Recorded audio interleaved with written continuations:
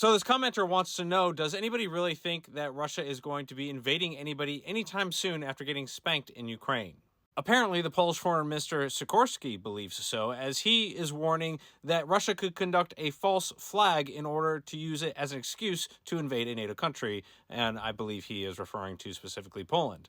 Now, the reason why he's making these comments is because Putin has recently stated that if there are any drone strikes into Russian territory from a NATO country, they will be retaliated against. Now, this is not the equivalent of an invasion, but it could be a pretense to Russia being more aggressive and deliberate instead of making drone mistakes that happen to accidentally crash into a NATO country. This could be a more of a deliberate nature, thus ratcheting up the tensions. And I believe that's what he's warning against. Of course, I've been of the belief since the start of this war that NATO should have been a lot more aggressive and extended a no-fly zone as a defensive buffer for these various incidents that have occurred over these many years where accidents tend to drift over into NATO territory. NATO would have and has already had enough just cause to do so. So basically, there's still a bunch of cowards using just words against, well, Putin's words. Now, the commenter had mentioned about how Russia had been getting spanked by Ukraine, and I believe he was referring to all of the successful drone strikes that Ukraine has been able to deliver to Russia strategically all around Russia. Behind me is an infographic depicting all the various successful strikes that Ukraine has been able to deliver against Russia. Now, above me are casualty statistics from the Center for Strategic International Studies, and they outline the casualty losses that Russia has suffered year over year since the start of this war in 2022. And as you can see, it is substantial.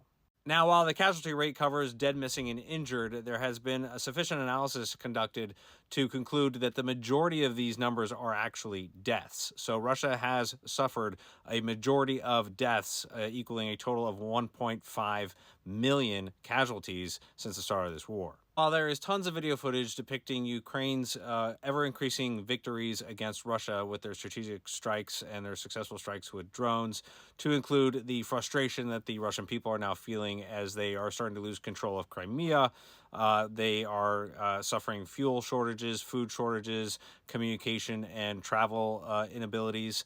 All of this is true. It would be unfair to state all of this without also talking about Ukraine's losses. So while I do not have a chart above me, I do have this pretty much down to memory.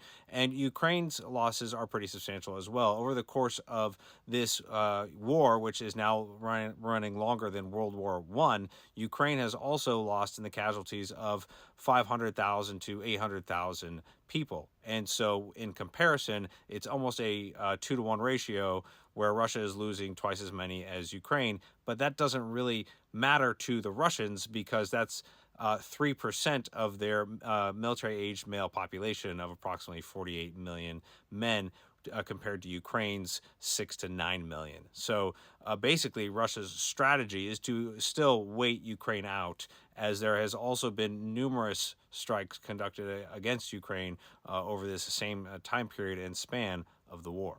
And so, no, because of all this, I do not believe that Russia has the capability to conduct an attack or an invasion on a NATO country. They basically don't want that smoke.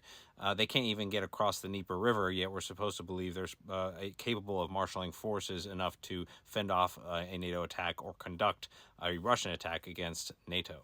And so for some greater context and consideration, that Russian casualty rate I cited earlier, that 1.5 million, that was lost over the grand size territory of the equivalent of LA County.